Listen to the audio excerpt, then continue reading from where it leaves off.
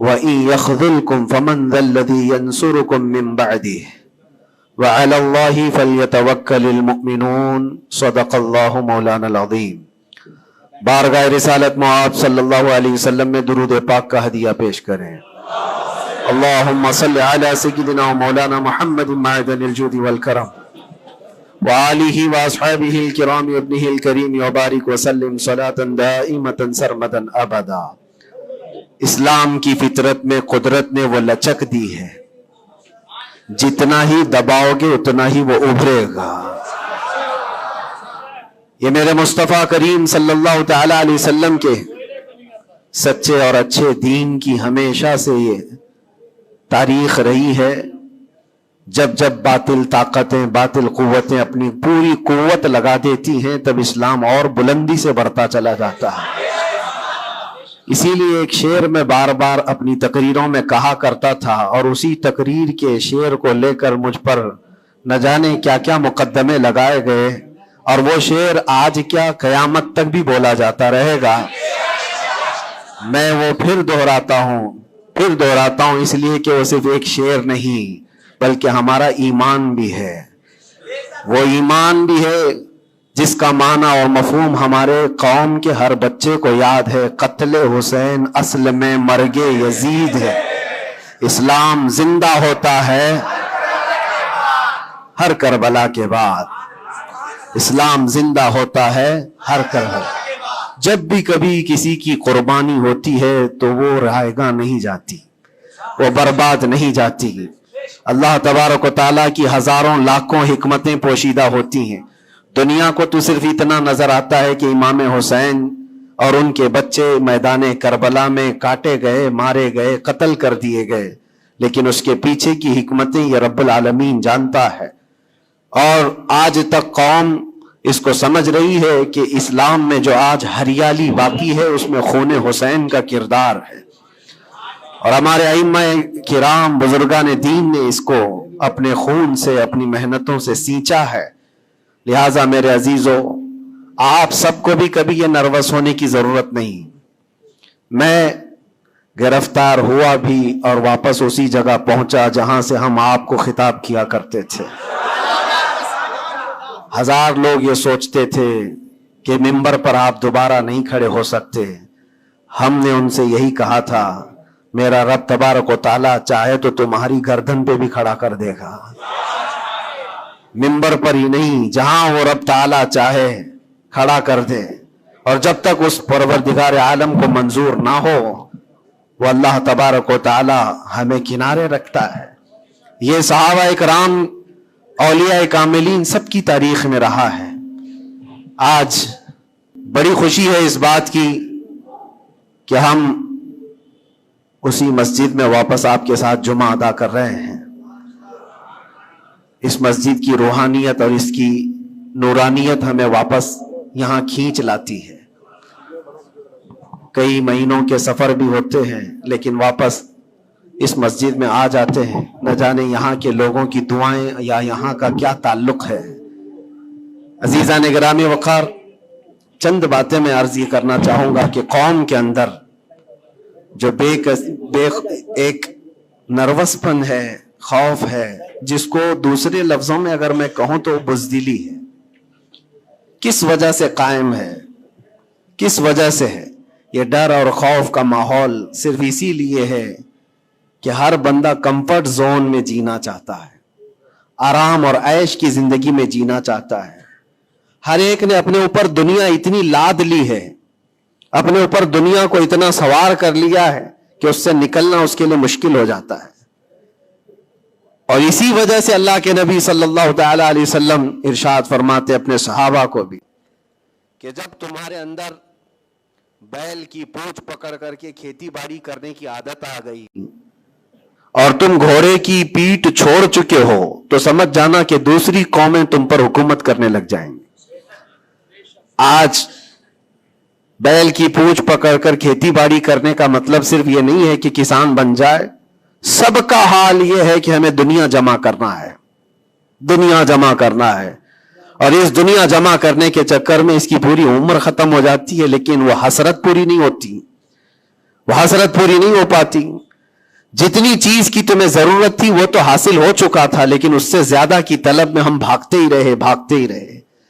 हम ये नहीं कहते कि आप घर ना बनाएं, हम ये नहीं कहते कि आप अच्छे कपड़े ना पहने, सब करें, लेकिन कम से कम इस बात का ख्याल रखना चाहिए कि इस दुनिया की कमाई में और इसकी तलब में कहीं ऐसा ना हो कि मेरा दीन छूट जाए, ऐसा ना हो कि अल्लाह के नबी सल्लल्लाहु ताला अलैहि वसल्लम से जो मेरी मोहब्बत है उसमें कमी आ जाए।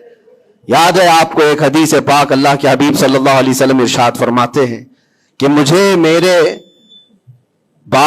इस बात का खौफ नहीं है कि मेरी उम्मत मुशरिक हो जाएगी, काफिर हो जाएगी। हुजूर पाक सल्लल्लाहु अलैहि वसल्लम फरमाते मुझे इस बात का डर नहीं सताता कि मेरी उम्मत मुशरिक हो जाएगी, काफिर हो जाएगी, मगर इस बात का अंदेशा लगा रहता है कि मेरे बाद तुम पर दुनिया फैला दी जाएगी और दुनिया समेटते समेटते तुम अल्लाह उसके रसूल को भूल जाओगे। आज वो हालात हैं मेरे अजीजों, सबके वही हालात हैं।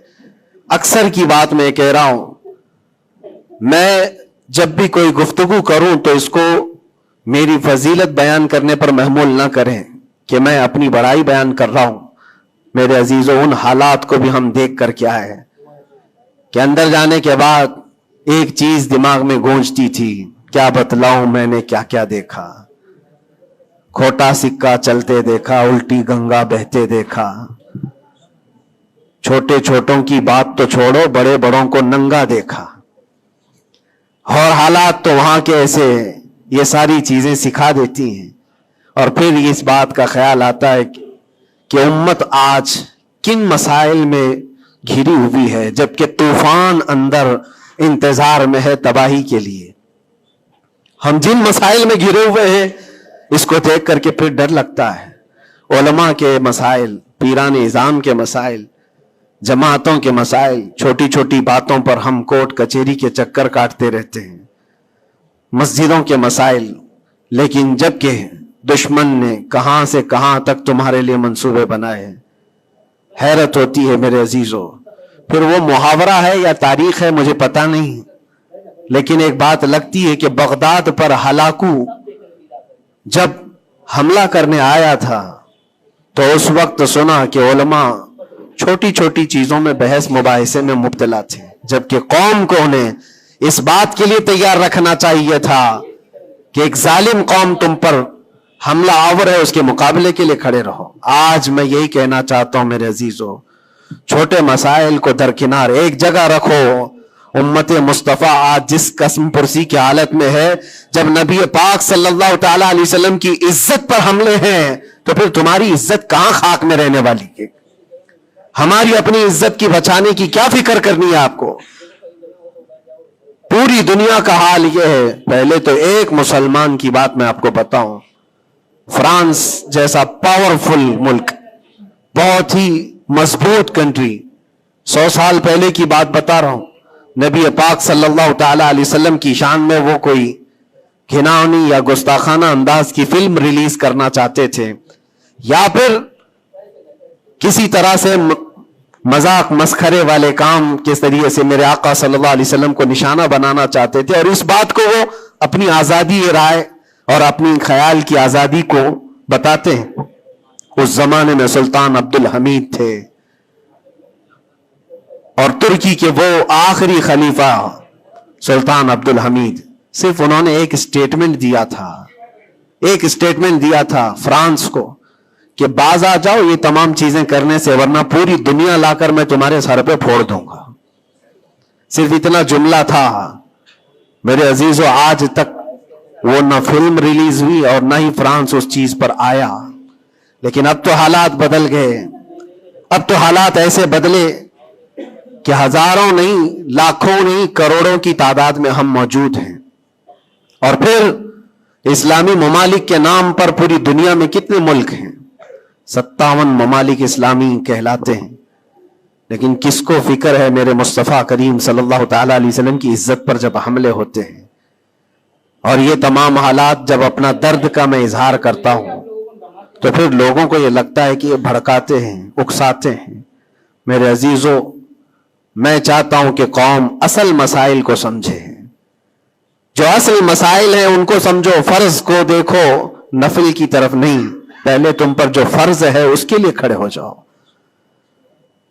آج قوم کی بکھراؤ کو بھی دیکھتا ہوں تو ایک حدیث پاک میں آپ کے سامنے رکھتا ہوں. اللہ کے نبی صلی اللہ علیہ وسلم سے پوچھا گیا دین کیا ہے؟ میرے آقا صلی اللہ علیہ وسلم فرماتے ہیں الدین النصیحہ، دین خیر خواہی کرنے کا نام ہے، ہر ایک کے ساتھ اچھا برتاؤ.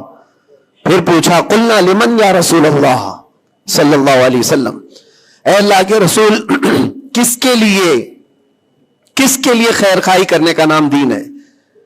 اللہ کے رسول صلی اللہ علیہ وسلم فرماتے ہیں للہ ولکتابہ ولرسولہ وللائمۃ المسلمین وعامتہم، اللہ کے لیے، اس کی کتاب کے لیے، اس کے رسولوں کے لیے، اور مسلمانوں کے جو امام ہیں یا ان کے حاکم ہیں، ان کے لیڈر ہیں، ان کے لیے، اور تمام مسلمانوں کے لیے اچھائی کا ارادہ کرنا، بھلائی کا ارادہ کرنا، اسی کا نام دین ہے.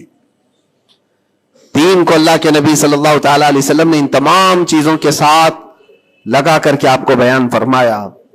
اور آج میں اس میں سے ایک ٹکڑا ہی اگر بیان کروں کہ الدین النصیحہ لائمۃ المسلمین وعامتہم، مسلمانوں کے امام، مسلمانوں کے جو لیڈر ہیں ان کے لیے اور عام مسلمانوں کے لیے خیر خواہی کرنے کا نام دین ہے. اور آج میرے عزیزو اس بات کی بہت زیادہ ضرورت ہے، بہت زیادہ ضرورت ہے. اجتماعی طور پر سب دیکھیں کہ ہمارا مفاد کس میں ہے، امت کا کام کس میں ہو سکتا ہے. اور ایک حدیث میرے آقا صلی اللہ علیہ وسلم فرماتے ہیں من اصبح ولم یہتم، حضور اکرم صلی اللہ علیہ وسلم فرماتے ہیں من لم یہتم بامرنا فلیس منا، جو اس حال میں صبح کیا کہ میری امت کا خیال نہیں کیا، حضور فرماتے وہ ہم میں سے نہیں ہے، وہ ہم میں سے نہیں ہے. کتنی صبح ایسی ہوتی ہیں جو تم صبح اٹھ کر کے سوچتے ہو کہ امت کا کیا ہونا ہے. یا آقا کریم صلی اللہ علیہ وسلم فرماتے ہیں جس نے میری امت کا خیال نہیں کیا وہ مجھ میں سے نہیں ہے، وہ ہم میں سے نہیں ہے. عزیزان گرامی وقار، ہر ایک کو ایک درد ستاتا ہے کہ کل کیا کھاؤں گا، کل کیا پہنوں گا، میرا گھر کیسے بنے گا، میری جاب کیسے لگے گی. لیکن ان غربائے امت کے لیے کون سوچتا ہے جو کاٹے جا رہے ہیں، مارے جا رہے ہیں، جن کے گھر اجاڑے جا رہے ہیں، ان کے بارے میں کبھی دل کے اندر نرمی آتی ہے؟ اگر تمام مسلمانوں کے دلوں کے اندر یہ نرمی اور یہ رحم ہوتا تو میرے عزیزو حالات ایسے نہیں ہوتے تھے، حالات ایسے نہیں ہوتے. صحابہ اکرام میں سے ایک مثال میں آپ کو بتا دوں کہ ہمارا دین آج جس کو ہم لے کر کے چل رہے کتنا بکھر گیا. سچ کہا تھا حالی نے کہ اے خاص ہے خاصان رسول وقت دعا ہے، امت پہ تیرے وقت عجب آ کے پڑا ہے. جو دین نکلا تھا بڑی شان سے اپنے وطن سے، آج وہ پردیس میں غریب الغربا ہے. آج دین اسلام کو ہم نے اجنبی بنا کر رکھا ہے، ہمارے گھروں میں ہی نہیں ہے، ہماری ذات پر نہیں ہے. ہم تو پھر دوسرے کو کیا تانا دیں گے؟ آپ اسلام زندہ باد کا نعرہ لگاتے ہیں اور اب اسلام کی حقانیت کو بلند و بالا انداز میں بیان کرتے ہیں، سڑکوں پر آ جاتے ہیں. تمہیں سڑکوں پر آ کر احتجاج کرنے کی کیا ضرورت ہے؟ تم اگر اسلام کو اتنا ہی پسند کرتے ہو تو اپنی بیویوں پر کیوں نہیں اسلام پسند کرتے؟ اپنی بچیوں پر، اپنے گھر والوں پر اسلام کو کیوں نہیں پسند کرتے؟ انہیں بے پردہ باہر جب گھمایا جاتا ہے تب اسلام زندہ باد کا نعرہ کیوں نہیں؟ یہ شادی ہال میں کبھی جا کر دیکھیں، یہ پارٹیوں میں جا کر دیکھیں، اندازہ بھی نہیں ہوتا کہ یہاں مسلمانوں کا جم غفیر ہے. میرے عزیزو ایک حدیث عرض کرتا ہوں، حضرت ابو دردہ رضی اللہ تعالیٰ عنہ سے منسوب ہے. حضرت عمر فاروق رضی اللہ تعالیٰ عنہ کا زمانہ خلافت ہے اور عادل کے وہ بادشاہ ہیں. بیٹھے ہوئے تھے، ایک شخص کو پکڑ کر لایا گیا عدالت میں، کہا گیا کہ اس نے قرض لیا ہے اور یہ دیتا نہیں ہے. تو جو قرض خواہ تھے وہ بھی صحابی تھے، انہوں نے کہا کہ یہ اجنبی آدمی مدینے کا تو ہے نہیں، لیکن میں نے اس کو پیسے دیے تھے، یہ واپس نہیں لوٹاتا اور آئیں کائیں کرتا رہتا ہے، بہانے بناتا ہے. حضرت عمر فاروق رضی اللہ تعالیٰ عنہ نے اس اجنبی شخص سے کہا اب تم کیا کہنا چاہتے ہو؟ تمہیں قید میں ڈال دیا جائے گا، تم اس کے پیسے ادا کرنا چاہتے ہو یا نہیں؟ اس نے کہا مجھے 2 دن کی مہلت چاہیے، میں جاؤں گا اور لا کر کے واپس اس کی رقم ادا کر دوں گا جو مجھ سے تقاضا کر رہے. حضرت عمر نے کہا کہ تو جائے گا یہاں سے چھوڑ کر اور واپس آئے گا نہیں آئے گا اس کا کیا بھروسہ؟ کوئی ہے تیری جو ضمانت لے گا؟ یہاں پر کورٹ بھی جب ہمیں بیل لیتی ہے تو ایک ضامن کھڑا کرتی ہے کہ اس کی ضمانت کون لیتا ہے. تو یہ تو پرانا دستور ہے. آپ نے پوچھا کوئی ہے تیری ضمانت لے گا؟ اگر تو نہیں آئے گا تو ہم اس کو پکڑیں گے. اس نے مجمع میں دیکھا کوئی اس کی پہچان والا تو ہے نہیں. تھا تو یہ مسلمان لیکن اس کے گہرے تعلقات کسی سے ہے نہیں. نظر ڈالا, اس نے کہا میں کسی کو پہچانتا نہیں اس میں سے, اور کون میری ضمانت لے گا؟ صحابہ اکرام بیٹھے ہوئے تھے, سب تو جانتے ہیں کہ ایک اجنبی ہے اور بھاگ گیا تو آئے گا نہیں. لیکن اس کے باوجود ایک صحابی ہیں حضرت ابو درداء, کھڑے ہوتے ہیں, کہتے ہیں امیر المومنین میں اس کی ضمانت لیتا ہوں, میں اس کی ضمانت دیتا ہوں. کہا تم جانتے ہو اس کو؟ کہا جانتا تو نہیں, اتنا ہے کہ یہ مسلمان ہے, اتنا ہے کہ میرے آقا صلی اللہ تعالی علیہ وسلم کا غلام ہے. کہا کہ اگر یہ واپس 2 دن کے اندر نہیں آیا تو ابو درداء نے کہا امیر المومنین آپ مجھے گرفتار کر سکتے ہیں, میں اس کی جگہ پر قید میں چلا جاؤں گا. تو آپ نے لکھوا دیا اور اس شخص کو چھوڑ دیا, جاؤ 2 دن کا تمہارے پاس ٹائم ہے, لوٹ آ جاؤ. وہ چلا گیا. لوگوں میں تو یہی مشہور تھا, ایک بار جو چھوٹ گیا وہ عدالت سے واپس کہاں آتا ہے, کب وہ کسی کے شکنجے میں آئے گا. 2 دن کا وقت گزر گیا اور شام ہو گئی, وہ آیا نہیں. مغرب کا وقت تھا, اس سے پہلے امیر المومنین نے کہلا بھیجا کہ ابو درداء سے کہو کہ اپنی گرفتاری دے دے, جس کی وہ ضمانت لیا تھا وہ آیا نہیں ہے. عدالت پھر سے لگی. قرض خواہ جنہوں نے قرض دیا تھا وہ بھی تھے, اور حضرت ابو درداء کو لایا گیا, کہا کہ میں تیار ہوں. وہ نہیں آیا, لیکن ابھی عدالت ختم ہونے سے پہلے دیکھا کہ وہ شخص واپس لوٹ آیا, مال بھی لے کر کے آیا, اور کہا کہ امیر المومنین مجھے تاخیر ہو گئی, میں معافی چاہتا ہوں, راستہ ایسا تھا ویسا تھا, لیکن میں لوٹ آیا اور جس کی امانت ہے وہ واپس کرتا ہوں. حضرت عمر فاروق رضی اللہ تعالیٰ عنہ نے فرمایا ٹھیک ہے, جس کا قرض ہے, جس کے تم نے لیے تھے اس کو لوٹا دو. اس نے جب وہ قرض خواہ جو صحابی تھے ان کو لوٹانے کی بات کی کہ آپ کی امانت آپ لے لیں, تو وہ کھڑے ہوئے اور کہا کہ میں معاف کر دیتا ہوں, جو تو نے لیا تھا اس کو میں نے معاف کر دیا, جاؤ. تو حضرت عمر فاروق رضی اللہ تعالیٰ عنہ فرماتے ہیں کہ پھر یہ مجلس دیکھی تو اس اجنبی شخص سے پوچھا تو چاہتا تو بھاگ جاتا, تو چھوڑ کر چلا جاتا, واپس نہیں آتا تو کون پکڑ کر لاتا, تو کس علاقے کا ہے یا کہاں جاتا, واپس کیوں آیا؟ جانتے ہو اس نے کیا جواب دیا؟ امیر المومنین آپ سچ کہہ رہے ہیں, میں ایسی جگہ چلا جاتا جہاں سے لوگ مجھے پکڑ کر نہ لاتے, تھوڑی سی رقم ضرور تھی, میں بچا کر کے چلا جاتا, لیکن دل میں یہ خیال آیا کل کو دنیا یہ کہے گی رسول اللہ کے غلام دھوکے باز ہوتے ہیں, کہیں اللہ کے نبی صلی اللہ تعالی علیہ وسلم کے اوپر کوئی انگلی نہ اٹھائے کہ حضور کا غلام ایک مسلمان دھوکہ دیتا ہے. اس لیے میں واپس لوٹ آیا, میرے لیے دنیا حقیر ہے, میرے مصطفیٰ کی نسبت بہت بلند ہے. امیر المومنین نے ابو درداء سے پوچھا کہ اے ابو درداء, تم ایک اجنبی شخص کی ضمانت لینے کو تیار ہو گئے, تمہارے اندر کیا جذبہ آ گیا ایسا؟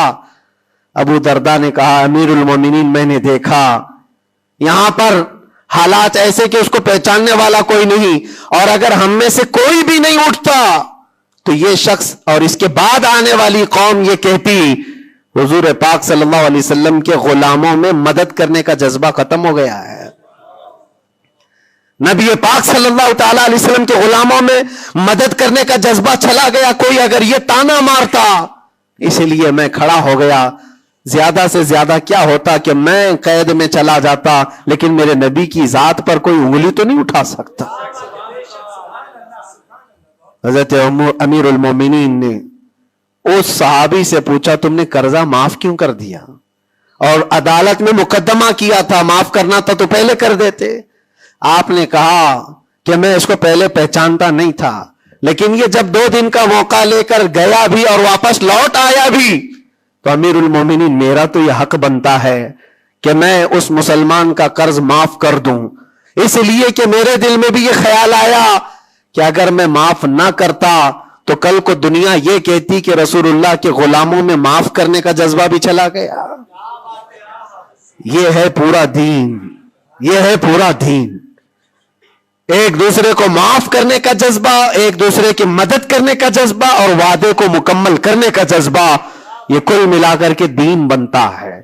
عزیزان گرامی وقار، آج جن حالات سے ہم گزر رہے ہیں، ہمارے درمیان نفرتوں کی دیواریں کھڑی ہیں، ایک دوسرے کو سلام کرنے سے بھی کتراتے ہیں، جبکہ مسجد کی صفوں میں شانے سے شانہ لگا کر کھڑے ہوتے ہیں۔ پھر وہ کون سا جذبہ ہے جو مر گیا ہے یا ختم ہونے کو آ گیا ہے؟ زندہ کرو۔ ہم اس نبی پاک صلی اللہ تعالی علیہ وسلم کی امت میں ہیں، اس نبی پاک صلی اللہ تعالی علیہ وسلم کی امت ہے جہاں ہماری جان جا رہی ہو لیکن میرے پڑوس میں کوئی پیاسا ہو تو ہم پانی نہ پی کر اسے پانی پلا دیتے ہیں۔ ہماری یہ تاریخ رہی ہے کہ نہیں رہی ہے؟ صحابہ اکرام کی یہ تاریخ ہے۔ مدینہ طیبہ کو جا کر دیکھ لینا، نبی پاک صلی اللہ تعالی علیہ وسلم کے اس پاک زندگی میں ایسا بھی تھا کہ ایک صحابی کے گھر گوشت کا تحفہ آیا، بھنا ہوا گوشت تھا، کسی نے دیا، انہوں نے یہ سوچ کر کے بغل میں دے دیا مجھ سے زیادہ بھوکے میرے پڑوسی ہیں، پڑوسی نے یہ سوچا مجھ سے زیادہ میرا پڑوسی بھوکا ہے، وہ گوشت کی بھنی ہوئی سری بکری کی مدینے میں ایک رات میں سب گھروں میں گھومتی گھومتی اسی پہلے صحابی کے گھر آ گئی۔ ہر ایک کو یہ خیال تھا مجھ سے زیادہ حق اس کا ہے، ہر ایک کو یہ خیال تھا مجھ سے زیادہ اس کا حق ہے۔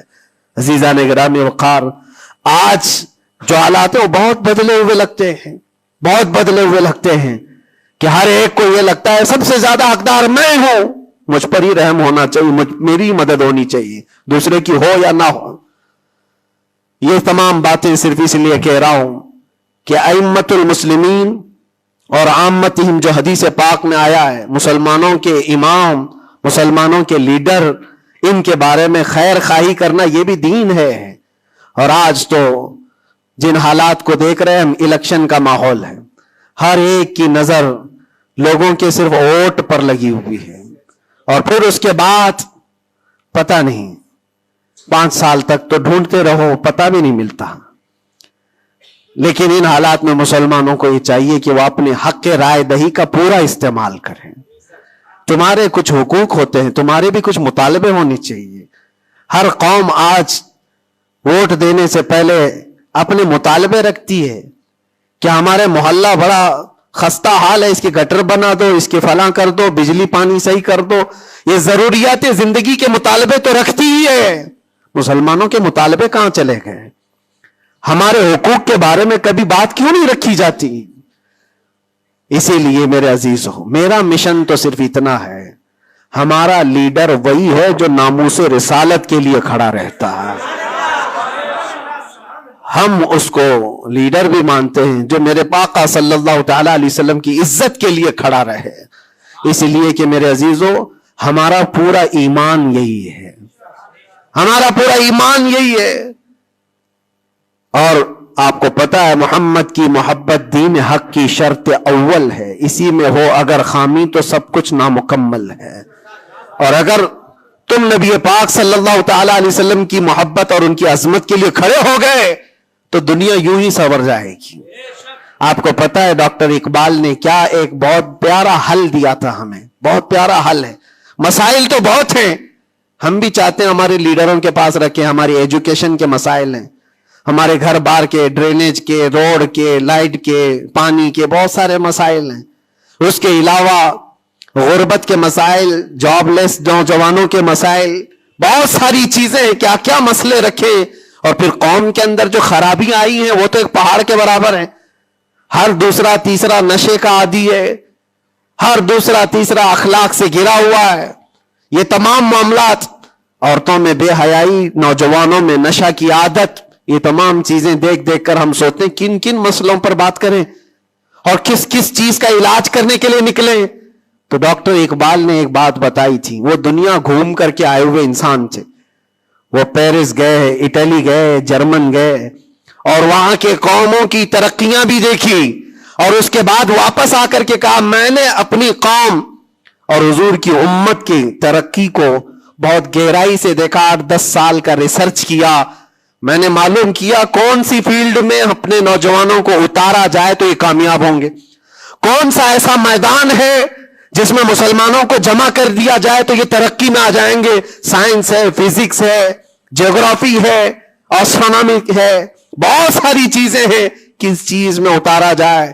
تو ڈاکٹر اقبال کہتے ہیں میں نے بہت غور و فکر کیا، آخر کار اس نتیجے پر پہنچا کہ اس امت کی کامیابی کا صرف ایک ہی نقطہ ہے، ایک ہی راز ہے کہ محمد سے وفا تو نے، تو ہم تیرے ہیں، یہ جہاں چیز ہے کیا لوح و قلم تیرے ہیں، لوح و قلم تیرے ہیں. ہر مسئلے کا حل اس بات پر ہے. اسی لیے میں فوکس کرتا ہوں میرے عزیزو، نبی پاک صلی اللہ تعالی علیہ وسلم کی عزت کی حفاظت کے لیے جو کھڑا ہوتا ہے اللہ تعالیٰ اس کے سارے مسائل کو یوں حل کر دیتا ہے. اسی لیے آیت کریمہ بھی میں نے یہ پڑھی، ان ینصرکم اللہ فلا غالب لکم، اللہ فرماتا ہے اگر اللہ تمہاری مدد کر دے تو دنیا میں سے کوئی ایسا نہیں جو تم پر غلبہ حاصل کر سکے، کوئی غالب نہیں آ سکتا اگر اللہ مدد کر دیا.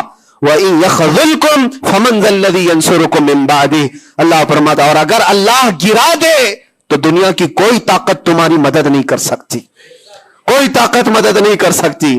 ایک بات، بہت ساری چیزیں ہم نے سیکھی ہیں، جیل کے اندر کے حالات انشاءاللہ کبھی طویل داستان پوری میں بیان کروں گا، لیکن ایک بندے کو دیکھا تھا، اس کے گھر والے بھی چھوڑ چکے سب، اس کو چھوٹا سا ایک کیس ہے لیکن جیل کے اندر اس کی ضمانت ہوتی نہیں، گھر والے کرانا چاہے تو ہو جائے 4 دن 5 دن میں، لیکن کوئی چاہتا نہیں.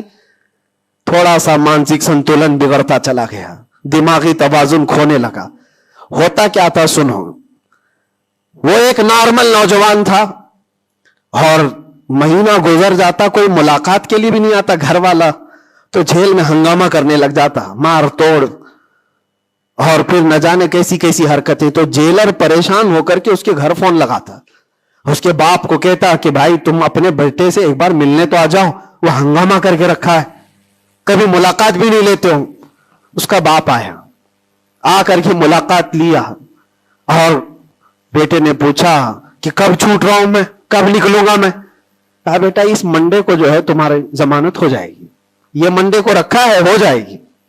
کہا اچھا ٹھیک ہے. اتنا خوشی خوشی سب قیدیوں سے ملنے کے لیے آتا بیرک میں، اے منڈے تو میرا ہو گیا، میں جا رہا ہوں، میرے باپ نے کہا ہے.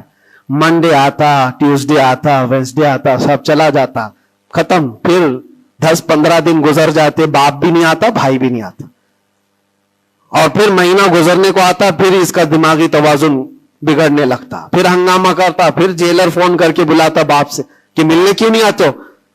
باپ آتا، بیٹا کوئی بات نہیں، کچھ مسائل میں گھرے ہوئے ہیں، ہو سکتا ہے جان بوجھ کر کے اس کے گھر والے کر رہے ہوں، کچھ لوگوں کو زبردستی جیل میں رکھا جاتا ہے، گھر والے ہی رکھتے ہیں، باہر سے اچھا ہے یہاں کھاتے پیتے آرام سے رہو، دوسروں کی زندگی اجیرن کرنے سے بہتر ہے کہ یہاں رہو.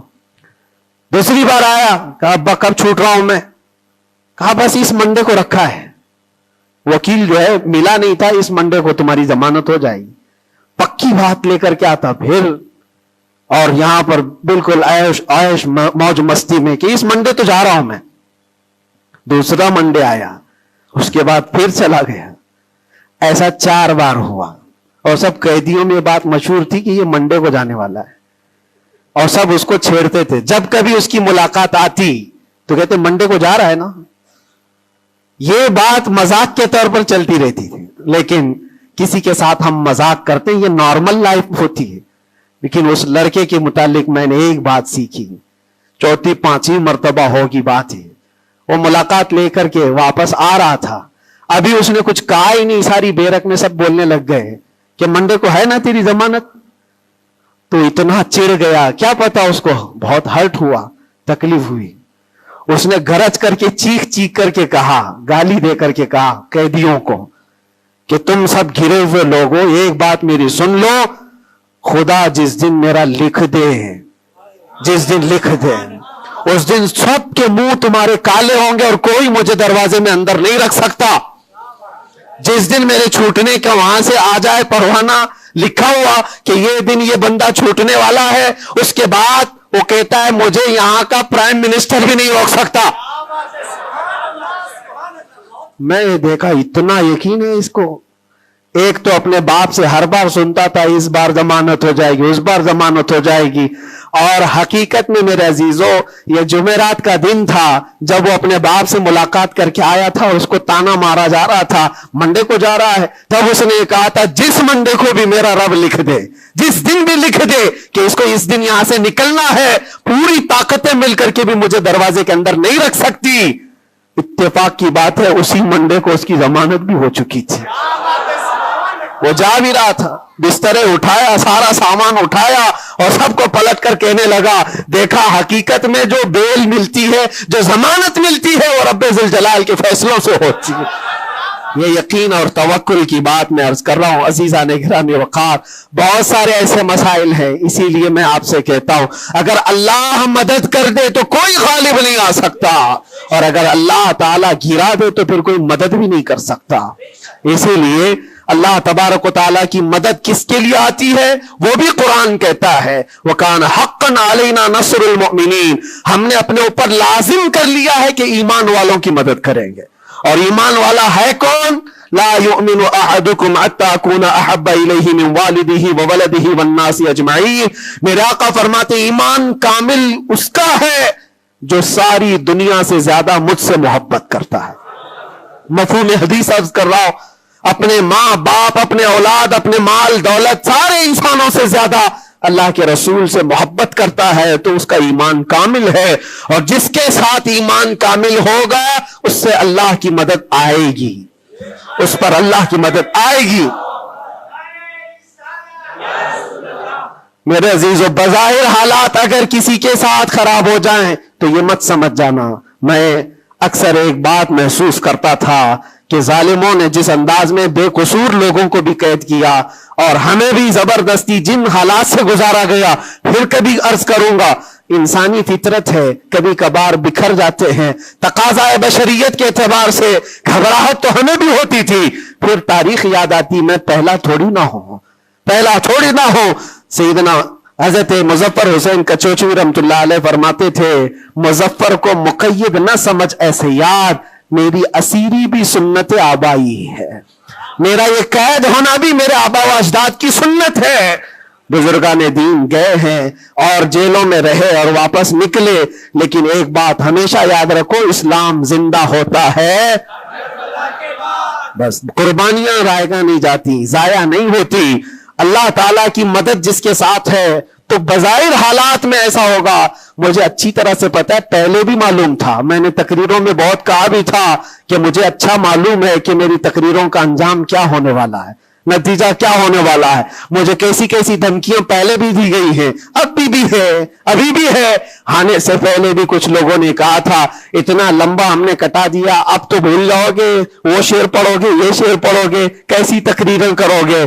ہم نے کہا میرے عزیزو آپ کیا سمجھتے ہو، مچھلی کے تیرنا ختم ہو سکتا ہے، پرندے کا اڑنا ختم ہو سکتا ہے، شیر کا شکار کرنا ختم ہو سکتا ہے، وہ تو جانور ہے، ان کی فطرت نہیں ختم ہوتی. میں غلام مصطفیٰ ہوں، میری فطرت کیا ختم ہوگی؟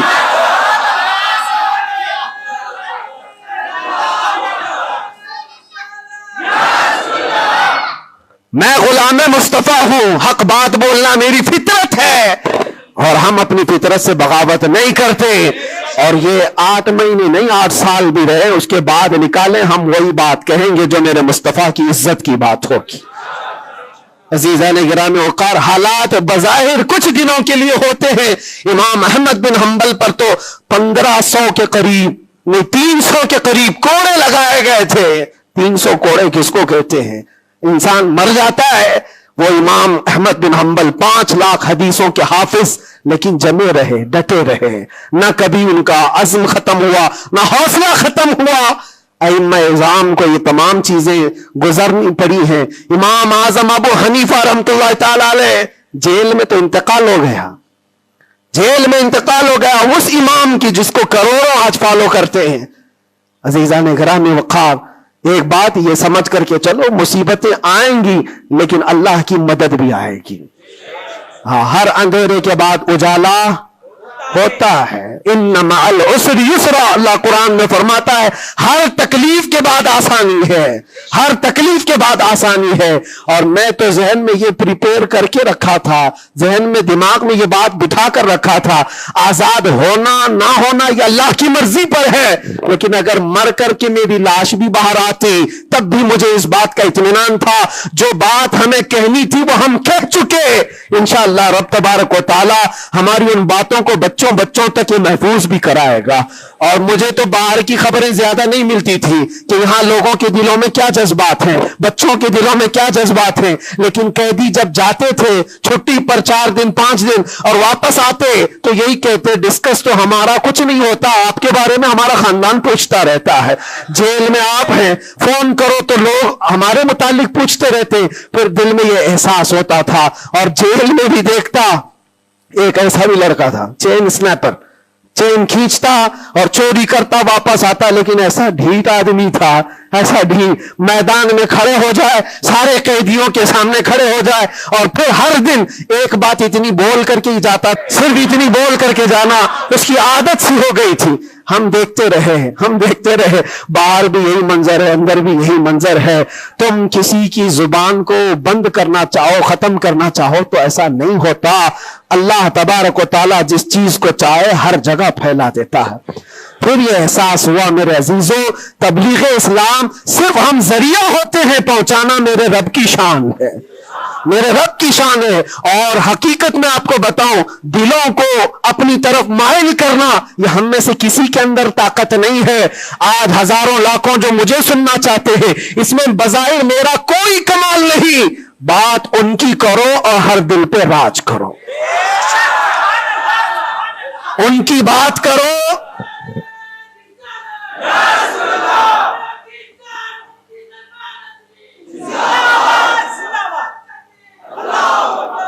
اسی لیے آج کے حالات میں آخری باتیں عرض کر رہا ہوں.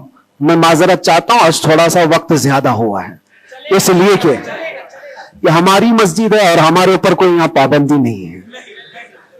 یہاں پر الحمدللہ جو لوگ بیٹھے ہیں 8 مہینے کے بعد سن رہے، 9 مہینے کے بعد سن رہے، تو تھوڑی کسر میں بھی نکال لوں. اس لیے میں تھوڑا زیادہ وقت آپ کے ساتھ لے رہا ہوں.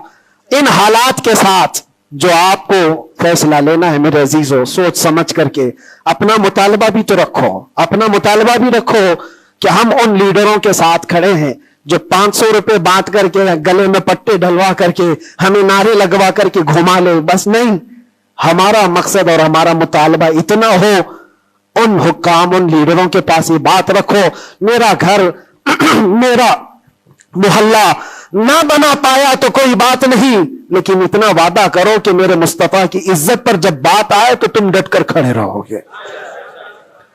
یہ گستاخیوں کا ماحول ختم ہونا چاہیے کہ نہیں ہونا چاہیے. اسی لیے میرے عزیزوں، اور بظاہر ہماری بات یہ ہے کہ ہم سب سے ان لوگوں سے محبت ضرور کرتے ہیں جو قوم و ملت اور ملک کی فلاح و بہبودی اور میرے حضور پاک کی عزت کے لیے کھڑے ہوتے ہیں. ہم ان کے ساتھ ہیں کسی بھی طرح سے.